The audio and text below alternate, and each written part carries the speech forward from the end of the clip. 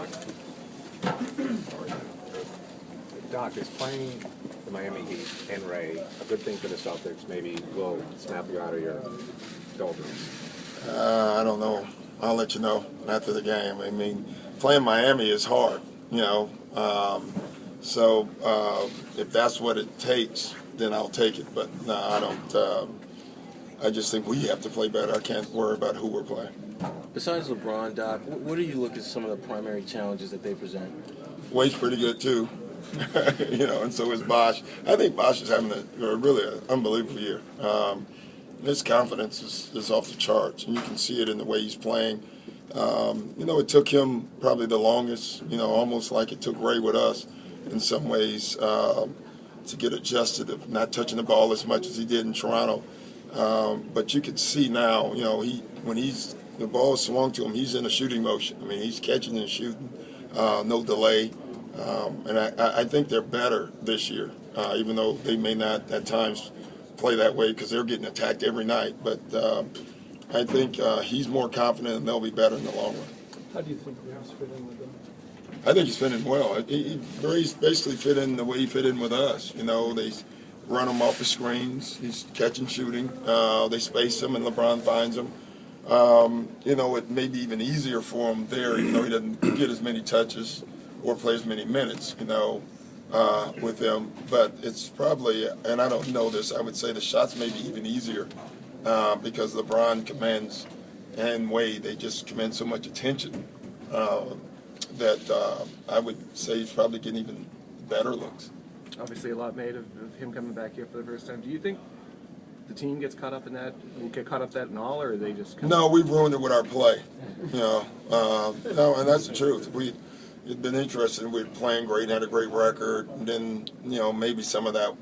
But right now, we got to find ourselves. We can't be looking for Ray. You know, so right now we're talking. You know, more about other stuff. You know, and that's what we should be talking.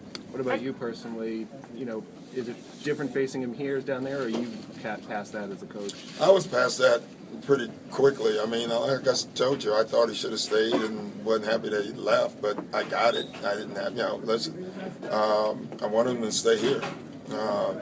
But if you're going to leave, pretty good place to go. You know, 80 degrees. Phil Mickelson would say no state taxes, you know, and playing with three pretty good players and young. So, I mean, you can't, I don't have a, you know, after he didn't come to us, and I kept saying that, I had no problem where he went. You know, now, as a fan, I get it, too. I understand that. Third game in 4 days, Doc. Obviously, coming after double overtime, are you concerned about the legs at all? For some of the... I'm concerned about our legs every night. Yeah. But short time, third game, you know, 4 nights. 3:30 we land in Atlanta. 3 o'clock we land back here in the morning. You can hear in my voice when I don't sleep, you know, because I probably wouldn't have slept anyway with the way we've played. But getting in that late does affect you. But, you know, it is, I guarantee you, they're not going to care. And so we can't care. Any more thoughts to changing it up, throwing a couple of wrinkles in? You mean a new play? If you have one, let me know. You don't have a 5-down exchange play for me? A picket fence? Yeah, we're going to start Jared. Yeah. More just because Jared's playing well. Honestly, I don't love it because I worry about our bench. Our bench has been off the charts, and that may affect them. But we're doing it because he's playing so well. Are you surprised at how almost vital he is for Tom? What you do? Well, I don't know if I'm surprised or not. I really liked him, Murph. I've seen him a long time. I just thought he would do what he does. You know, one thing we've talked about and I've said it, rebounders in college or rebounders in the pros for whatever reason. That's the one thing that usually translates over, you know, and it does. How much of that, Doc, also has to do with who you're playing today and the toughness that you're going to need? Not much. You know, just the way we were playing, I just thought our starters needed to shake just the lineup up, even though I really am doing it cautiously because I just think at some point our starters will find themselves. And the one thing I always worry about is our bench. Our bench has been off the charts. You know, think about the Atlanta game. I think it was a 6-point game when they came in. It was 27 when they left, and you don't hear that a lot from a bench. Doc, have you had a chance to watch the video from Friday? And Yeah. do you have any new thoughts? No, it was what I saw. You know, we just took the game for granted. You know, we gave up. You know, selling someone. It felt like we were Denver and Baltimore, and we kept giving up long balls over the top, and we didn't have a safety back, which you should have every single time. And all we needed to have it was once, and they did it over and over again, and we never, you know, and that's just defense, transition defense that you're taught on the first day. So that was disappointing. But you know, you get what you deserve, and we deserved that loss with what we did. When Rondo's penetrating, how do you stop their guards from releasing as they were? Well, when a guard penetrates, the opposite guard releases back. It's not that hard. It's simple basketball. It's been done since I played for Mike Fratello, you know. So, and it's basic basketball. When one guard drives, the other guard gets back, and then another. It has to be two that always gets back in your transition. One thing we've always been is a great transition team, defensive team, and this year we haven't been. We've been extremely inconsistent in it.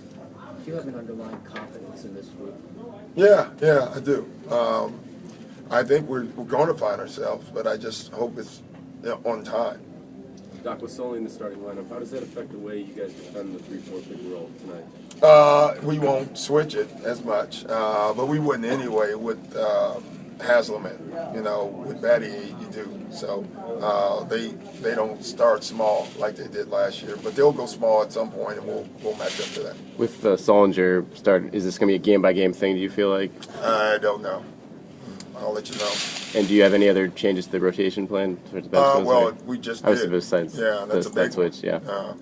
You know, because the one thing we try to avoid is any point in the game where Sellinger and Kevin are off the floor. And that's the risk you take by starting.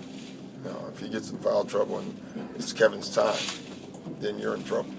Sully's been drawing a lot of fouls, trying to hedge hard on screens. Are you trying to change the way that he approaches that or working on that one? Yeah, the hedge better. You know, really. I mean, it's not that hard. But I don't think that's where most of his fouls are coming, honestly.